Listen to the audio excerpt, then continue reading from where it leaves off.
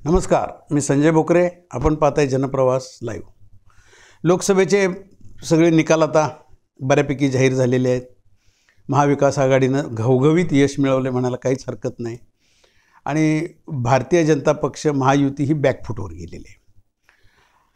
अशा वेळेला आता विश्लेषण करायचं झालं तर आता पहिला नरेंद्र मोदी पंतप्रधान होणार का हा विषय फार महत्त्वाचा आहे आता. कारण नरेंद्र मोदी हे पंतप्रधान होणारच, राष्ट्रपती त्यांनाच पहिल्यांदा बोलवणार शपथविधीसाठी आणि काहीही करून सरकार हे बनवणार. पण हे बनवल्यानंतर महाराष्ट्र राज्यामध्ये काय काय बदल होणार ही चर्चा आवश्यक आहे. कारण सर्वेसर्वा भारतीय जनता पक्षाचे देवेंद्र फडणवीस, महायुतीचे पण हे नावालाच होते मुख्यमंत्री एकनाथ शिंदे, अजितदादा, सर्वेसर्वा देवेंद्र फडणवीसच होते.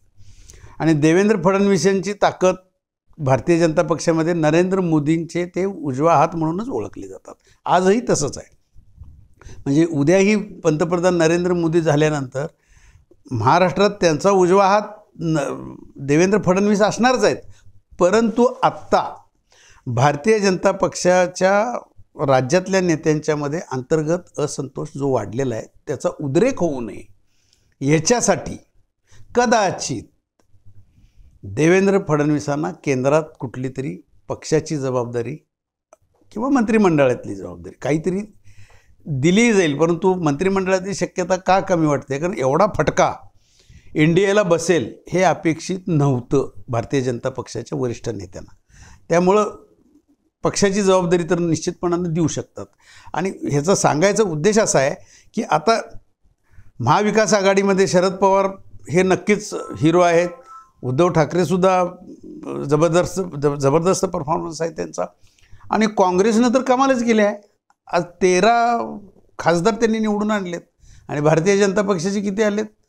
10च. वाढले तरी एखादी वाढेल किंवा कमीसुद्धा होऊ शकेल. तर भारतीय जनता पक्ष 28 जागा लढवतो आहे आणि फक्त 10 ते 11पर्यंत तुम्ही जात आहे. ही नामुष्की आहे ना. ही कुणामुळं? ह्याचं आत्मचिंतन सुरू झालं आहे आत्ता भारतीय जनता पक्षामध्ये.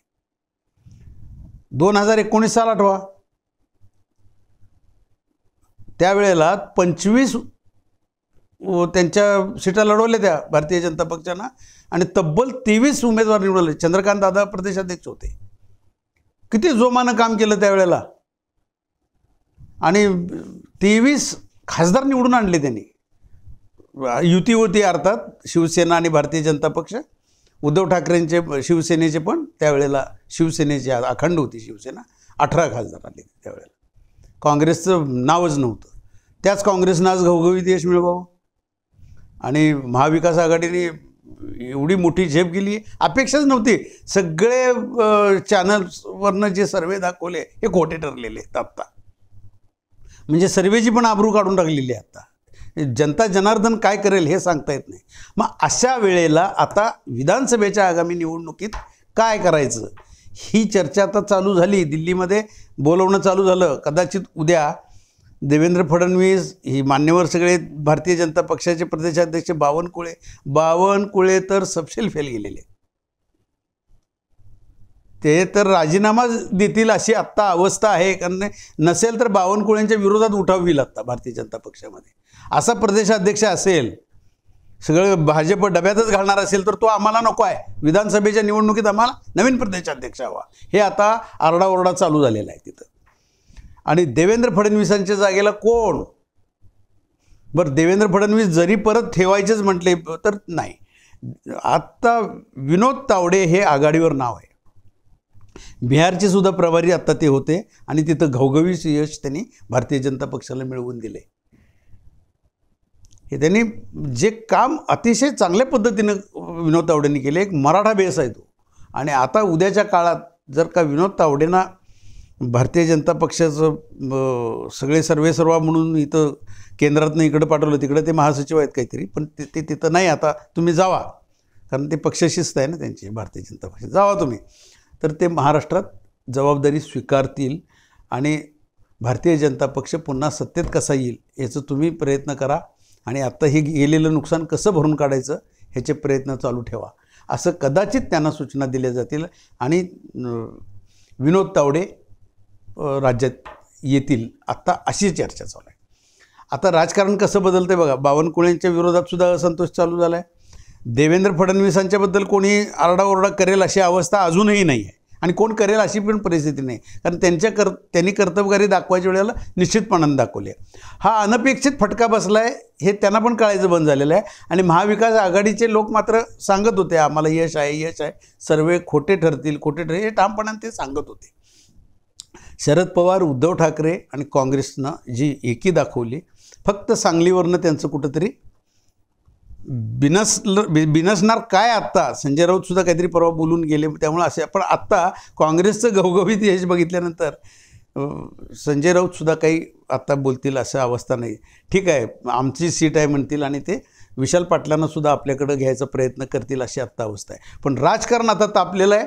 भारतीय जनता पक्षामध्ये मोठे फेरबदल होणार आहेत आणि आता प्रदेशाध्यक्ष कोण होणार, का जुने चंद्रकांत दादा पाटील परत त्यांना जबाबदारी देणार, का आता आणि कोणाला नवीन जबाबदारी देणार. कारण चंद्रकांत पाटलांना अनुभव आहे, त्यांनी घवघवीत यश मिळवून दिलेली ही उदाहरणं आहे. परंतु ते जबाबदारी स्वीकारणार का चंद्रकांत दादा? कारण आता त्यांनी बघा, त्यांना पुण्याची जबाबदारी होती, घवघवीत यश मिळवून दिलं, मुरली मोहोळ निवडून आले, पालकमंत्री म्हणून त्यांनी का चांगली कामं केली आणि त्याचं कामाचा डोंगर त्यांना उपयोगी आला, पाठीशी पडला मोहोळना. त्यामुळे मोहोळ त्यांनी निवडून आणली. बाकीच्या कुठं त्यांनी लक्ष घातलं की नाही मला माहीत नाही, परंतु लक्ष घातलं नसावं त्यांनी. आणि भारतीय जनता पक्षामध्ये जे अंतर्गत असंतोष आहेत, जे नाराज आहेत की जे बोलू शकत नाहीत, ते आता बोलायला चालू करतील. आणि केंद्र जर का लवकर दखल घेतली नाही तर आगामी विधानसभेला सुद्धा भारतीय जनता पक्षाची पिछेहाट पुरेपूर होऊन भारतीय जनता पक्ष फार कमीच आमदार निवडून, आत्ता 105 काहीतरी आमदार आहेत, ते त्यांचे तेवढे येणार नाहीत अशी अवस्था आत्ताच परिस्थिती महाविकास आघाडीची बघितली. आणि यांच्यात एकी राहिली, अर्थात महाविकास आघाडीमध्ये एकी राहिली तर, कारण काँग्रेस उद्या उठेल आणि म्हणेल नाही आम्हाला स्वतंत्र लढायचं आहे, असं झालं तर त्यांच्यातसुद्धा भांडणं लागण्याची शक्यता विधानसभेला आहे. कारण तिकीट वाटपावरनं मारामाऱ्या झाल्याशिवाय राहणार नाहीत. परंतु आत्ता एक नक्की आहे की भारतीय जनता पक्षाचे देवेंद्र फडणवीस जे वरिष्ठ नेते आहेत त्यांना दिल्लीत बोलवलं जाईल आणि नक्कीच त्यांच्या राज्य कार्यकारिणी असेल, राज्यस्तरावरच्या नेत्यांच्यामध्ये फार मोठे फेरबदल आगामी काळात बघायला मिळतील आणि त्यावेळेला आणि जास्त विश्लेषण करणं सोयीस्कर होईल. आज इथंच थांबू, पुन्हा भेटू.